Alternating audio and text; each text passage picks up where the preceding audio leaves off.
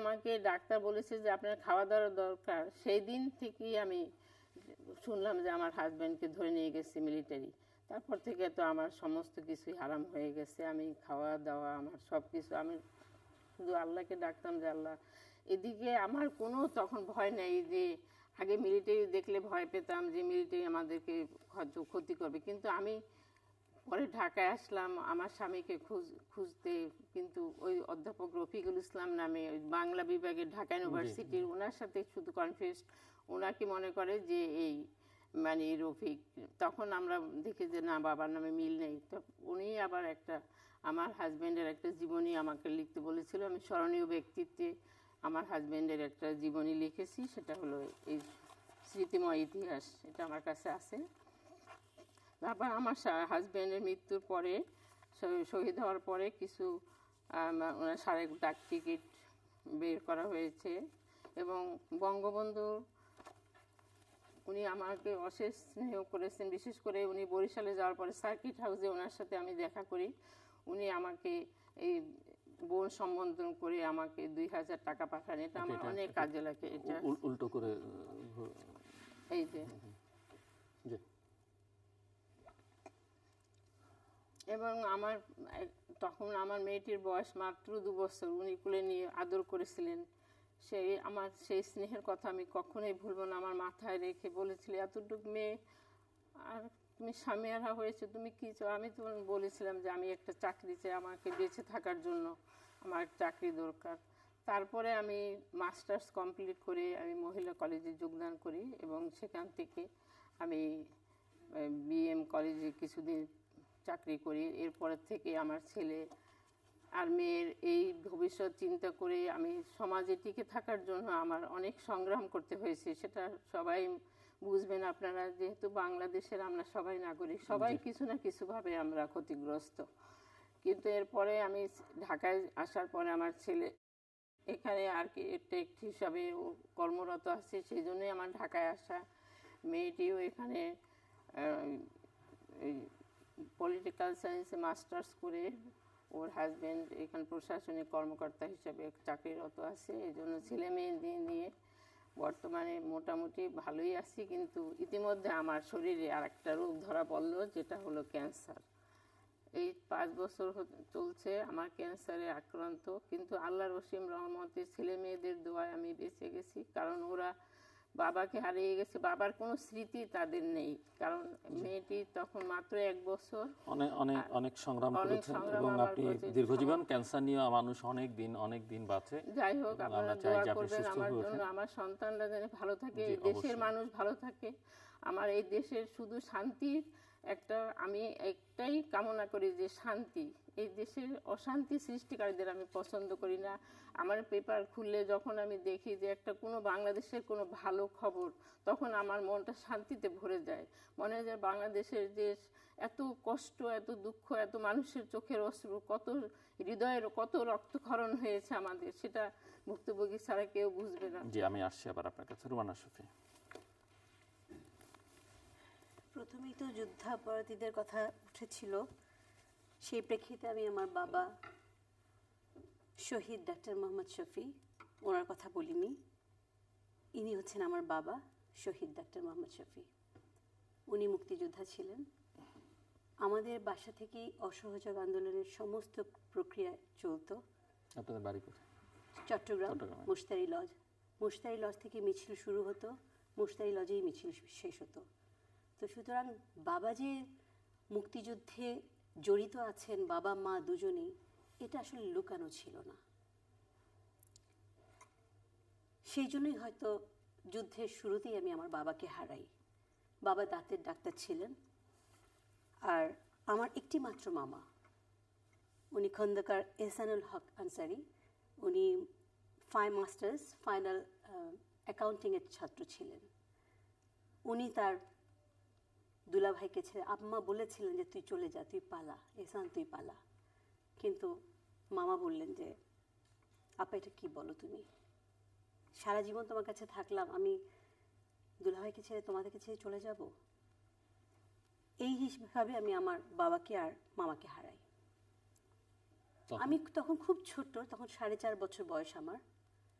আমার মনে আছে, পরবর্তীতে শুনেছি চৌধুরী হারুনুর রশিদের সবাই তো তখন রাজনৈতিক সবাই কিন্তু আমার বাবার বন্ধু ছিলেন, এবং সমস্ত, যেহেতু আমার বাবা ডাক্তার ছিলেন, সমস্ত রাজবন্দীরা আমাদের বাসায় আসতেন।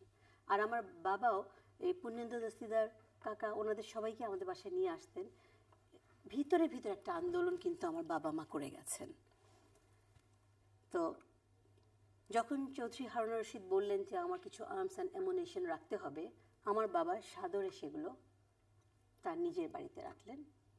পুরো 2 ট্রাক দোতলায় রাখা হলো। তখন আমাদের বাসায় অনেক আশ্রিতা, অনেকজন আশ্রয়, আত্মীয় স্বজন। স্বাধীন বাংলা বেতার কেন্দ্রের প্রথম চিন্তাভাবনা এই মুশতারি লজই আমাদের বাসায়। বেলাল মোহাম্মদ ছিলেন প্রথম উদ্যোক্তা। উনি আব্বাকে আম্মাকে সহ কাশেম, আবুল কাশেম সন্দীপ, তারপর হারুন সাহেব, ওনাদের যে 5 জন ছিলেন, প্রথম যে 5 জন 5 জনই আমাদের বাসায় ছিলেন। ওনারা 5 জন আমার আব্বা আম্মা সহ চিন্তা ঠিক করা হয় যে স্বাধীন বাংলা বেতার কেন্দ্রের চেষ্টা করা হোক। এই সূতিকাগার বলতে কিন্তু মুস্তারি লজকেই বোঝায়। এইটা থেকে আব্বা আম্মা কাজ তখন তো আগে তো করতোই। ইন দ্য মিন টাইম আম্মার কিন্তু একটা মেয়েদের প্রেস ছিল, যেটা আব্বাই উৎসাহিত করে আমার মাকে করে দিয়েছেন। সেই প্রেস থেকে 11 বছর বান্ধবী বলে একটা ম্যাগাজিন বের হতো, যার সম্পাদিকা ছিলেন আম্মা, এবং ওই প্রেসের সমস্ত কর্মচারী ছিলেন সব মহিলা। তখন তো সিস্টেম ছিল মেশিনে চালানো, বল প্রয়োগ করতে হবে। সেই হিসেবে শুধু একজন পুরুষ মানুষ ছিলেন যিনি শুধু মেশিনটা চালাবেন, আর সমস্ত কম্পোজার থেকে নিয়ে সব ছিলেন, যত গরিব দুঃখী মানুষ সব মেয়েরা। বিভিন্ন কাজেই আব্বা আম্মা জড়িত ছিলেন।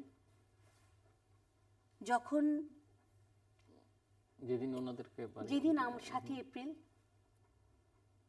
তার ভিতরে তো আমার কাকু ছিলেন, বেলাল কাকু ছিলেন বাসায়, ওনারা চলে গেলেন কালুরঘাটে।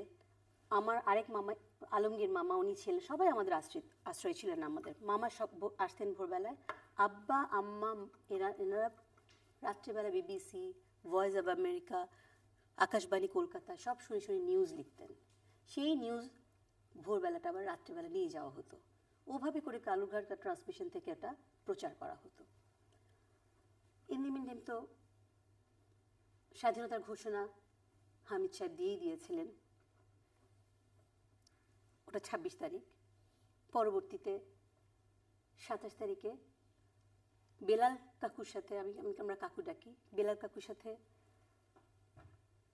উনি জানলেন যে একজন মেজর আছেন পটিয়াতে, তো ওনাকে একটু ডেকে নিই, আমরা তো মাইনর, উনি যদি বলেন ওটা একটু ভালো হয়। জাস্ট উনি ওনাকে ডেকে নিয়ে, তখন ওটা ইংলিশ ভার্সন করা হলো। এটা অনেকেই জানেন ঘটনাগুলো, মমতাজুদ্দিন সাহেবও ছিলেন, অনেকেই ছিলেন। তো ওটা ইংলিশ করা হলো। ইংলিশ করার পর তখন কাকু ওনাকে বললেন যে আমরা তো মাইনর, আপনি তো মেজর, আপনি যদি অ্যানাউন্সমেন্টটা করেন এটা ভালো হয়।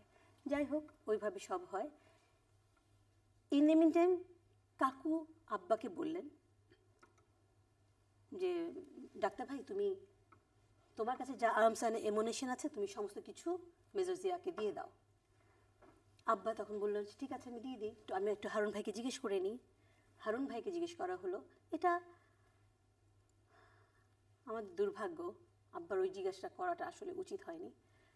উনি বললেন না না ডাক্তার ভাই, নিতে হবে না, আমরা আজকেই নিয়ে যাচ্ছি, আমরাই নিয়ে নিচ্ছি। এই বলে ওনারা আর নিলেন না। তারপরের দিন আমাদের গ্যাস, পানি, ইলেকট্রিসিটি সব বন্ধ হয়ে গেল, টেলিফোন সব কেটে দেওয়া হলো। 6 তারিখ থেকে হঠাৎ করে দেখলাম আমাদের বাসায় যে 40 জন আশ্রিত মানুষ ছিলেন তারা সব চলে যাচ্ছেন। কেন চলে যাচ্ছেন আমরা জানতাম না। তার মানে ডাক্তার শফিকে যে অ্যাটাক করা হবে সেটা মোস্ট অফ দ্য চিটাগং জানতেন। 7ই এপ্রিল সকালবেলা ওনারা আসেন, এসে তখন বলে দোতলায় কে আছে, বলে ভাড়াটে ছিল চলে গেছে। দরজা খুলো, তখন বাধ্য হয়েছে দরজা খুলে দিতে। আমাদের দুর্ভাগ্য ছিল প্রত্যেকটা বক্সের মধ্যে 2 মাস না রিসেন্ট ডেট দেওয়া ছিল। আমাদেরকে আর্মসগুলো নামিয়েছিল 28 তারিখে, ঠিক 28 ওই 71 সাল লেখা আছে। তখন ওরা আমাদেরকে আব্বাকে জিজ্ঞেস করে, এটা কি কথা, তুমি তো বলছো তোমার ভাড়াটা রেখে গেছে। তখন চুপ করে থাকলো, আর কিছু তো বলার নেই। আব্বাকে দিয়ে, মামাকে দিয়ে, আমাদের আর যে কয়জন আত্মীয় স্বজন ছিলেন একদম তাদেরকে দিয়ে সশ্রমে কার্টুনগুলো দোতলা থেকে নিচে নামিয়ে ওদের নিজেদের ট্রাকে উঠিয়েছে এই পাকিস্তানি আর্মি, পাকিস্তানি আর্মিরা। তারপরে ওরা সব কিছু নিয়ে চলে যায়। তখন আব্বাকে আর মামাকে আর আম্মাকে তখন নেয়নি, আব্বাকে শুধু নিয়ে যায়। নিয়ে যাওয়ার পর আমরা তো ভীষণ কান্নাকাটি, কিছু বুঝতাম না আমি, কিন্তু সবাই বাকিরা কান্নাকাটি। হঠাৎ দেখি আব্বা দুপুরে একটু আগে ফিরে এসছেন, ছেড়ে দিল ওরা। এটা মানে প্রচণ্ড আশ্চর্যের বিষয় ছিল। আব্বার কাছ থেকে জানলাম তখনকার যে জেনারেল বেগ ছিলেন পাকিস্তানের, উনি ছিলেন আব্বার পেশেন্ট। ওনার দাঁতের মাড়িতে ক্যান্সার হয়েছিল, পুরো দাঁত সেট আপ, ওনাকে সুস্থ করা সম্পূর্ণ আব্বা করেন। উনি বলেছেন তুমি আমার ডাক্তারকে ধরে নিয়ে এসছো, না না ওকে ছেড়ে দাও। সেই সুবাদে আব্বা তখন ফেরত আসেন। আব্বা ফেরত আসার বোধহয় 10-15 মিনিটের মধ্যেই বাকি আবার গ্রুপ এসে তখন আম্মা, আব্বা আর মামা 3 জনকেই ধরে নিয়ে যায়। মামা তখন বলেছিল যে আমি শুধু অজুটা করিনি, মামাকে অজু করার সুযোগটা দিলেন। আমার স্মৃতিতে আসলে আব্বা নেই, আমার স্মৃতিতে খালি এটুকু মনে আছে, আব্বা পর্দা ছিল তো দরজায়, পর্দাটা ধরে একটু নিজের শরীরটা একটু আড়াল করে এসে বলছে ডল। আব্বা আম্মার নাম ডলি, ডল বলে ডাকতো। তো বলছে ডল তোমাকেও যেতে হবে। আমার ঘরে যে খালা ছিলেন, মিনু খালা বলে ডাকতেন, উনি মিনু খালা আমার খুব ক্লোজ বান্ধবী। খালা তো সাথে সাথে ফেইন্ট হয়ে গেলেন। খালাকে উঠানো হয়ে আম্মা খালাকে বলে গেল আমার 7 ছেলে মেয়ে তোমার কাছে দিয়ে গেলাম। আব্বাকে আমার ওইটুকুই লাস্ট মনে আছে, আর কিছু মনে নেই। তারপরে নিয়ে গেল 3 জনকেই, কি মনে করে ওরা একটা মসজিদ ছিল আমাদের বাসার সামনে, মসজিদের সামনে আম্মাকে নামিয়ে দিয়ে বলল যে তোমাকে ছেড়ে দিলাম, তুমি বাসায় যাও বাচ্চাদের কাছে, তুমি যদি কিছু করো তাহলে তোমার বাড়ির ডিনামাইট দিয়ে উড়িয়ে দেবো। তখনও বললো আমি কিছু করবো না, আমি আমার স্বামী আর ভাইকে ফেরত চাই। এই বলে চলে আসলো। ঠিক তার কিছুক্ষণের মধ্যেই আসে কিছু পাঞ্জাবি পাঠান, তারা এসে অর্নামেন্টস চাইলো, এবং যদি না দিতে পারি টাকা চাইলো, অর্নামেন্টস না ক্যাশ টাকা চাইলো। তখন তো ক্যাশ টাকা কারোর কাছে নেই। আম্মা বলছে আমার কাছে 50 ভরি গয়না আছে, তুমি সব নিয়ে যাও। তখন উনি বললেন যে না, ক্যাশ টাকা দিতেই হবে, আর না হয় সব মেয়েদেরকে নিয়ে যাব। এই কাহিনীর পরে সেই রাতে অনেক কষ্টে আসলে আমাকে, যেই আলমগীর মামার কথা বললাম, মিনু খালার কথা বললাম, ওনারা বোঝালো যে ডাক্তার ভাইকে যদি আমরা ফেরত পাই পাবো, কিন্তু এইভাবে যদি যাই তাহলে তোমার মেয়ে, আমার বোন তখন মাত্র ক্লাস 9-এ পড়ান, বড় বোন, সবচেয়ে বড় বোন। তো ওরা বললে যে না আমাদের সরে যাওয়া উচিত, পালানো উচিত। তো সেই রাতে অনেক কষ্টে আমার বোন, ছোট্ট ছোট্ট আমরা দুটো করে প্যান্ট পরালো, দুটো করে ফ্রক পরালো। কোন বুদ্ধিতে আমার বোন এটা করেছে আমি মানে আম্মা সবসময় এই কথা বলে যে আমার মাথায় এই বুদ্ধি আসেনি। যাই হোক, ওইভাবে করে আমরা অনেক কষ্টে পুরো পায়ে হেঁটে আমরা আগরতলা চলে যাই। শুধু বড় বোনকে আমার খালু, আমার ছোট খালু, উনি এখন মরহুম, ইমদাদুল করিম, উনি ছিলেন আমেরিকান এক্সপ্রেসের ম্যানেজার। আম্মা বললেন, আমার ছোট খালার নাম ইসমাত, আম্মা বললেন যে ইসমাত শুধু আমার বড় মেয়েটাকে তোর কাছে রেখে গেলাম। সো ওই যে ওই পাঞ্জাবির সঙ্গে আর ওই ডিলটার মধ্যে যাওয়া হয়নি, ওই সুযোগটা, ওরা যে টাইমটা চেয়েছে আম্মা, তার ভিতরেই রাত্রেবেলা বৃষ্টি হলো, ওরা বৃষ্টিকে ভয় পায়, ওইভাবেই অন্ধকারে আমরা বেরিয়ে যাই। মাহবুবে রঞ্জু।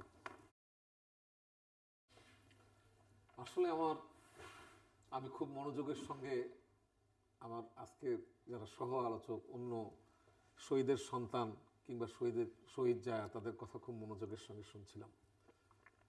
আমি পাকিস্তান সেনাবাহিনীর সঙ্গে সরাসরি যুদ্ধ করা মানুষ। পাকিস্তান সেনাবাহিনীর বর্বরতা, তাদের নিষ্ঠুরতা, তাদের অত্যাচার, তাদের নিপীড়ন দেখার সুযোগ আমার হয়েছিল সেই শৈশব, কৈশোর এবং পরবর্তীকালের তরুণ বয়সে।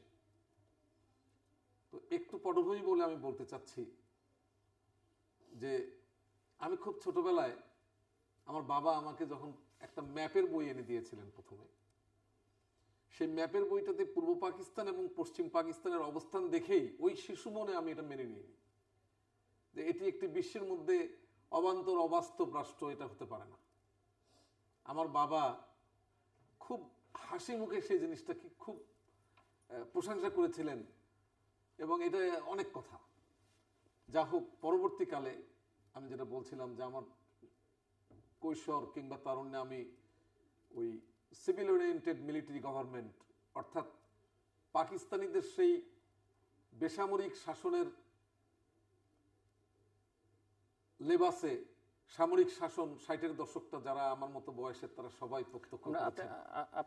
পরবর্তীকালে যেহেতু ওনাদের তো স্যাক্রিফাইসের কথা আমরা শুনলাম এবং আপনি নিজে সরাসরি যুদ্ধ অংশ নিয়েছেন, সেখান থেকে কিছু একটা যদি আপনি দর্শকদের জন্য বলেন, খুব বেশি সময় আমার হাতে নেই। আচ্ছা, তো সেখানেই আসছি। আমি দেখেছি, আমি মুক্তিযুদ্ধ শুরু হলো, ঠিক আমার সবাই যেভাবে মুক্তিযুদ্ধে গেলেন, আমি রাজশাহী বিশ্ববিদ্যালয়ের ছাত্র ছিলাম। যুদ্ধ শুরু, বঙ্গবন্ধু 7ই মার্চের ভাষণে মুক্তিযুদ্ধের ডাক দিলেন। আমি আমার বাড়ি গাইবান্ধা শহরে, আমি চলে আসি। স্থানীয় তখন পাকিস্তান বিরোধী যে সশস্ত্র আন্দোলন গড়ে উঠলো, আমি সেই আন্দোলনে অংশগ্রহণ করি। পরবর্তীকালে 17ই এপ্রিল পর্যন্ত গাইবান্ধা স্বাধীন ছিল। কয়েকবার পাকিস্তান সেনাবাহিনী ঢোকার চেষ্টা করেছে। সেই অর্থাৎ 25শে মার্চের কালোরাত্রির পরে সৈয়দপুর ক্যান্টনমেন্ট থেকে আলতাফ সুবেদারের নেতৃত্বে বেঙ্গল রেজিমেন্টের একটা দল গাইবান্ধায় আসে, এবং তারা গাইবান্ধায় ইতিমধ্যেই 7ই মার্চের বঙ্গবন্ধুর ঘোষণার পরে ওই ডামি রাইফেল দিয়ে যে ট্রেনিং চলছিল সেখানে, পাকিস্তান বিরোধী যেন সশস্ত্র যুদ্ধে ঝাঁপিয়ে পড়া যায়, তো সেই ট্রেনিংয়ের আমিও একজন প্রশিক্ষণ গ্রহণকারী। তো আমরা প্রায় 300 জন ভাগ হয়ে ওই পাকিস্তান সেনাবাহিনীদেরকে সামনে রেখে আমরা একটা প্রতিরোধ যুদ্ধ করে উঠলো এখানে স্থানীয় আওয়ামী লীগ নেতৃবৃন্দের অধীনে। তো সেখানে শেষ পর্যন্ত আর কি আমাদের সেই প্রতিরোধ আন্দোলন সফল হয়নি। অর্থাৎ বহুবার পাকিস্তানিরা আক্রমণ করতে করতে শেষ পর্যন্ত 17ই এপ্রিল, অর্থাৎ বাংলাদেশ সরকার স্বাধীন বাংলা সরকার গঠন হওয়ার দিন পর্যন্ত গাইবান্ধা মুক্ত ছিল। পাকিস্তান সেনাবাহিনী ঢুকলো, আমরা তখন আনুষ্ঠানিকভাবে মুক্তিযুদ্ধে গেলাম। এই আনুষ্ঠানিকভাবে যাওয়া অর্থাৎ সারাদিন যুদ্ধ করে যখন পাকিস্তান সেনাবাহিনী ঢুকে গেল, সেই প্রতিরোধ বুজ্জত থেকে ফিরেছি। বাসায় এসে একেবারে বাবা মার কাছে মায়ের অশ্রু সজল নয়নে কান্নাকাটির মধ্য দিয়ে মা দোয়া করে বিদায় দিলেন, বাবা বিদায় দিলেন, আমি মুক্তিযুদ্ধে গেলাম। এই মুক্তিযুদ্ধে যাওয়ার পরে যে সমস্ত শহীদদের যাদেরকে হত্যা করা হলো ওই প্রথম অবস্থায়, অর্থাৎ আপনার এপ্রিল মাসটা, মে মাস, জুন মাস, এগুলো তো তখন একজন মুক্তিযুদ্ধে আমরা তখন ভারতে যে ট্রেনিং দিব বা প্রাথমিক অবস্থায় যখন মুক্তিযোদ্ধা হিসেবে সংগঠিত হচ্ছি, তখন যে শহর বিভিন্ন পরিবার ক্ষতিগ্রস্ত হওয়ার সব খবর আমাদের কাছে আসছে, এবং যে সমস্ত নৃশংসভাবে হত্যা করার যে ঘটনা, আমি যেমন জানি বাংলাদেশের সমগ্র বাংলাদেশের আজকে যেমন তিনজন শহীদের বর্ণনা দিলেন, ঠিক এমনিভাবে কিন্তু 30 লক্ষ শহীদ এবং 30 লক্ষ শহীদেরই মোটামুটি ভাবে এমনি নৃশংস ঘটনার সমষ্টি হচ্ছে আমাদের শহীদদের ইতিহাস। তো এখানে ব্যক্তিগতভাবে আমিও পারিবারিকভাবে ক্ষতিগ্রস্ত। তা আমার যুদ্ধের আগে সেই শুধু কথাটা বলে নিতে চাচ্ছি যে আমি যেহেতু মুক্তিযোদ্ধা এবং মুক্তিযুদ্ধে ক্ষুদ্রাতি ক্ষুদ্র হলেও নেতৃত্ব দেওয়ার সুযোগ আমার হলো পরবর্তীকালে, তো সেখানে আমার বাবা যখন কয়েকদিন পরেই, অর্থাৎ এই জুন মাসের শেষে, জুলাই মাসেই আমার বাবাকে একদিন ধরে নিয়ে যাওয়া হলো পাকিস্তান সেনাবাহিনীর ক্যাম্পে নিয়ে। যে সে তো একটা নিরীহ মানুষ, তার কাছে অস্বীকার করারও কিছু নাই যে তোমার ছেলে মুক্তিযুদ্ধে গেছে এই নামে। জি, তো এই যে তার উপর অত্যাচার শুরু হলো, কয়েকদিন আটক রেখে তাকে অত্যাচার করা হলো, এবং তাকে প্রত্যেক দিন সেই ক্যাম্পে মানে হাজির হওয়ার জন্য নির্দেশ দেওয়া হলো। তো এই নির্দেশ এবং পরবর্তীকালে যুদ্ধের শেষ দিন পর্যন্ত যে প্রতিদিন বা মাঝে মাঝে তাকে সেই ক্যাম্পে, পাকিস্তানি সেনাবাহিনীর ক্যাম্পে হাজিরা দেওয়া এবং সেখানে যে সমস্ত অবর্ণনীয় অত্যাচার এবং অপমানজনক যে সমস্ত, সেটা মানে একজন সন্তান হিসেবে এটা জাতির সামনে আমি তুলে ধরতেই চাচ্ছি না। মানে যে একজন মানুষকে কতটা অপমান করা, মানে অপমান করা অবস্থা। তো আমি একটি দুটি শহীদ, মানে যুদ্ধের ময়দানে একজন দুইজন পাকিস্তান সেনাবাহিনীর হাতে শহীদ হলো, তা আমার অনেক যুদ্ধে পাকিস্তান সেনাবাহিনীকে আক্রমণ করে পাকিস্তান সেনাবাহিনীর অস্ত্র আমরা সংগ্রহ করেছি এবং সেই অস্ত্র আবারও পাকিস্তান সেনাবাহিনীর বিরুদ্ধে ব্যবহার করে পাকিস্তানকে সেনাবাহিনীকে পরাস্ত করেই তো যুদ্ধ আমরা এগিয়ে নেওয়ার। এই বীরত্ব কথা আমরা নিশ্চয়ই ভবিষ্যতে আরেকদিন শুনবো, আজকে আর আমার হাতে সময় নেই। সেই জন্য আমি এইটুকু শুধু বলে নিতে চাচ্ছি যে নভেম্বর মাসের 3রা নভেম্বর গাইবান্ধার শহরের খুব সন্নিকটে বালাসী ঘাট, তো প্রতিদিন আমরা আমার হাতে চর এলাকায় থাকি, সময় নেই আর, আমি আরেকদিন শুনবো আপনার কথা। সাইদুর রহমান, শেষ করবো আমরা 2 মিনিট সময়। আমি জাস্ট ছোট্ট করে একটু বলি, রঞ্জু ভাই মুক্তিযোদ্ধা আছে, স্বাধীনতার পরে রঞ্জু ভাই যে কাজটা হলো, মনে হলো যেন সবাই ভাগ বাটোয়ারায় বসে গেলেন। আপনারা মুক্তিযোদ্ধারা নিজেরা একটা সংগঠন করলেন আপনাদের জন্য। আজকে 44 বছরে আপনারা রাষ্ট্রের কাছ থেকে, বিভিন্ন সরকারের কাছ থেকে নিয়েছেন, আপনাদের সন্তানরা, তারপরে এখন নাতি নাতনিরা। সশস্ত্র বাহিনী তাদের মতো করে করছেন, বুদ্ধিজীবীরা তাদের মতো করে করছেন, পুলিশরা তাদের মতো করে করছেন, বিজিবিরা তাদের মতো করছেন। অথচ যেই স্বাধীনতা যুদ্ধে 95% সাধারণ মানুষ অংশগ্রহণ করলো নানাভাবে, যাদের কারণে আজকে 30 লক্ষ মানুষ শহীদ হলো, এবং এই 30 লক্ষ বলতে মনে হয় যেন মাতম করা হয় যে কত মূল্য দিয়ে কিনেছি। এই শহীদ পরিবারগুলোর কেউ খোঁজ রাখেননি আপনারা। আজকে মাত্র এই 3 জনকে দেখছেন। এটা কি আপনাদের দায়িত্ব ছিল না? কেউ করেননি। আপনি অবাক হবেন জিল্লু সাহেব, যে 30 লক্ষ মানুষ তারা জীবদ্দশায় কিছুই নেয়নি। এই স্বাধীন বাংলাদেশে 365 দিনে একটি বছর। আজকে 44 বছরে বাংলাদেশে এই 30 লক্ষ শহীদের জন্য একটি দিন নেই যে তাদেরকে শ্রদ্ধা ভরে জাতি স্মরণ করবে। এই পরিবারগুলো, ওই যে বলে না যে সূর্যর আলোয় বাকি গ্রহ নক্ষত্র আলোকিত হয়, 71 সালে ওই পরিবারটা, ওই পরিবারের জন্য সূর্য ছিল। আমি প্রজন্ম 71 শহীদদের সন্তানকে সংগঠিত করতে যেয়ে যখন দেখেছি যে ওই পরিবারের যখন কর্তা ব্যক্তিকে মেরে ফেলা হয়, ওই পরিবারে যে অমাবস্যা নেমে আসে, আজকে 44 বছর ধরে ওদের ভোর হয়নি রঞ্জু ভাই। কিন্তু আপনারা মুক্তিযোদ্ধারা কখনো এই 30 লক্ষ শহীদের জন্য কিছু করেন। সংক্ষেপে আপনারা সুন্দরভাবে দিতে পারেন। আমি খুব সংক্ষেপে, যুদ্ধ অপরাধীদের আপনাদের 3 জনের কাছেই কিন্তু বঙ্গবন্ধুর 3টি চিঠি আছে। আমার কাছে নাই ভাই। আমার মা, আমরা 7টা ভাই বোন, বিন্দু মাত্র কিচ্ছু পাইনি। আচ্ছা, সেই আমার হাতে আসলে এই প্রশ্ন শুধু আমি এইটুকু বলতে চাই, দেখেন 30 সেকেন্ড, যে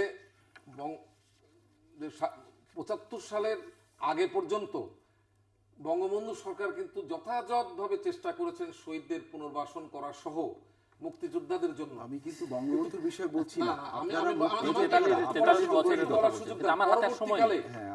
কিন্তু সময় ধরে আপনি দেখেন এই যে স্বাধীনতা বিরোধী যারা মুক্তিযুদ্ধের সময় সরাসরি বাঙালি হয়েও যারা বাংলাদেশের স্বাধীনতা চায় নাই, বাঙালি হয়েও যারা বাঙালির বিরুদ্ধে অস্ত্র ধারণ করে, আমরা যখন যুদ্ধ করি তখন সে পাকিস্তানের পক্ষ হয়ে অস্ত্র নিয়ে আমাদের বিরুদ্ধে যুদ্ধ করেছে।